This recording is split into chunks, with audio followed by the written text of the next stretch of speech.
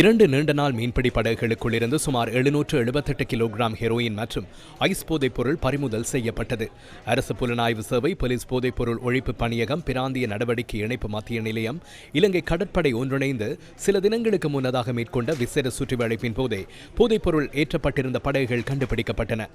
குறித்த 2 படகுகளுடன் அதில் பயணித்த 11 மீனவர்களும் திக்கோவிட்ட துறைமுகத்துக்கு நேற்று காலை கொண்டு வரப்பட்டனர். இதேவேளை வருடத்தின் இதுவரையான காலப்பகுதியில் நாட்டின் கடற்பிராந்தியங்களுக்குள் முன்னெடுக்கப்பட்ட சுற்றிவளைப்பில் 1758 கிலோகிராம் போதைப்பொருள் கைப்பற்றப்பட்டுள்ளதாக போலீஸ் போதைப்பொருள் ஒழிப்பு பணியகம் தெரிவிக்கின்றது. இவற்றுள் 542 கிலோகிராம் ஹெரோயின் மற்றும் 1216 கிலோகிராம் ஐஸ் போதைப்பொருள் என்பன அடங்குகின்றன. கைப்பற்றப்பட்ட போதைப் பொருட்களின் பெறுமதி சுமார் 23 பில்லியன் ரூபாய் என மதிப்பிடப்பட்டுள்ளதாக போலீஸ் போதைப்பொருள் ஒழிப்பு பணியகம் தெரிவித்துள்ளது. நீண்ட நாள் படகுகள் சோதனையில் கடந்த ஏப்ரல் 5ஆம் தேதி முன்னெடுக்கப்பட்ட சோதனை நடவடிக்கையிலேயே அதிகளவான போதைப்பொருள் கைப்பற்றப்பட்டது. 862 கிலோகிராம் போதைப்பொருள் இதன்போது கைப்பற்றப்பட்டிருந்தது.